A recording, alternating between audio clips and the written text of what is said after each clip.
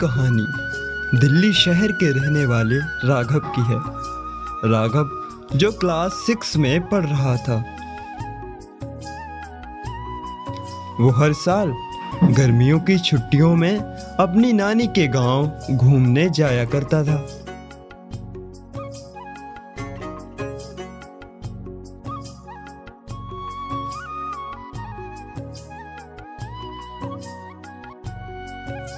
इस बार भी गर्मियों की छुट्टियां आने पर राघव अपनी नानी के घर चला जाता है।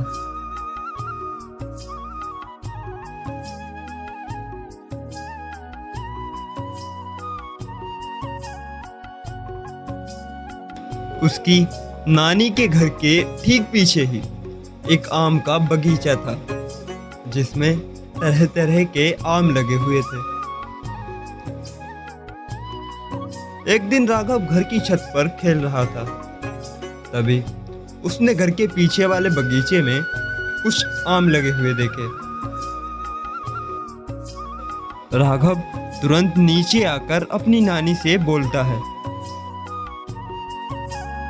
नानी नानी, वो हमारे घर के पीछे वाले बगीचे में ना ढेर सारे आम लगे हुए हैं। क्या मैं वहां जाकर कुछ आम खा लूं? राघव की नानी उसे तुरंत मना कर देती हैं। नहीं राघव, तुम उस बगीचे में बिल्कुल नहीं जाओगे। अगर तुम्हें आम खाने हैं तो मैं तुम्हें बाजार से ला दूंगी, लेकिन तुम वहाँ नहीं जाओगे। राघव अपनी नानी से जिद करने लगता है, लेकिन वो उसकी एक भी बात नहीं मानती। अगले दिन राघव गांव के कुछ अन्य लोगों से उस बगीचे के बारे में बात करता है, लेकिन हर कोई उसे उस बगीचे में ना जाने की सलाह देता है।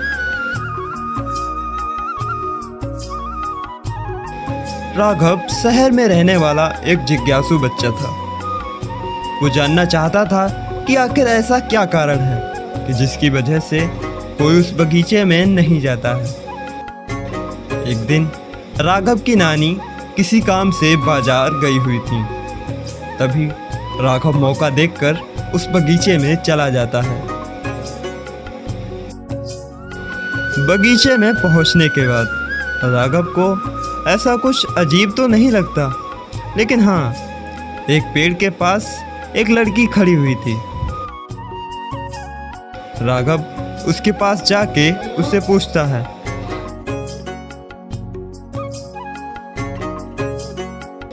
कौन हो तुम? तुम इस बगीचे में क्या कर रही हो? गांव वाले तो यहाँ किसी को भी नहीं आने देते हैं, फिर तुम यहाँ कैसे आई? क्या ये तुम्हारा बगीचा है? मेरा नाम निशा है, यहीं पास ही में मेरा घर है। पर मैं तो यहाँ रोज आया करती हूँ, लेकिन तुम्हें मैंने पहली बार देखा है। इस गांव में अजनबी हो? मैं यहाँ नहीं रहता हूँ, मैं दिल्ली में रहता हूँ। गर्मियों की छुट्टियाँ चल रही थी, इसलिए सोचा नानी के घर घूमने चला जाता हूँ। नानी से पूछा इस बगीचे के बारे में, तो उन्होंने मना कर दिया। सोचा था इस बगीचे में आकर बैठूंगा, वहाँ तो खैर हरे भरे पेड़ पौधे देखने को ही नहीं मिलते हैं। वैसे क्या तुम मुझे एक बात बता सकती हो, ये गांव वाले इस बगीचे में किसी को आने क्यों नहीं देते हैं? वो लड़की राघव को उस बगीचे की सारी कहानी बताती है। वो बताती है, आज से करीब 12 साल पहले ये बगीचा उसके पिता का हुआ करता था। एक दिन वो इस बगीचे में कुछ काम कर रहे थे।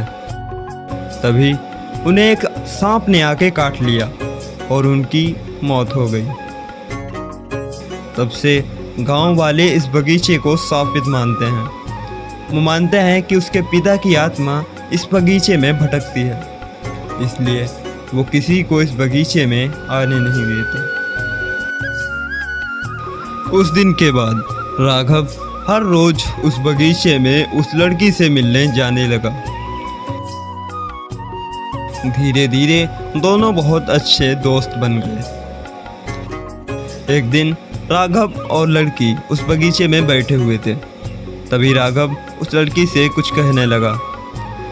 निशा, मेरी छुट्टियां ख़त्म होने वाली हैं और कल मैं अपने घर जा रहा हूँ। तुम मुझे विदा करने आओगी ना? वो लड़की दुखी मन से राघव की ओर देखती है। मत जाओ ना, तुम चले जाओगे तो मुझे तो बहुत बेकार लगेगा। तुम्हारे अलावा मेरा कोई और दोस्त भी नहीं है। अगले दिन राघव दिल्ली जाने के लिए तैयार था। टैक्सी घर के बाहर खड़ी थी और वो उस लड़की का इंतज़ार कर रहा था। तभी राघव की नानी उससे कहने लगी। बेटा राघव, जाओ वरना ट्रेन छूट जाएगी। किसका इंतजार कर रहा है अब तक? रुको नानी, जा रहा हूँ। पहले मैं अपने एक दोस्त से मिल के आता हूँ। राघव दौड़ता हुआ उस बगीचे में जाता है, लेकिन वो लड़की आज उसे उस बगीचे में भी नहीं मिलती। फिर राघव उस लड़की के घर जाता है।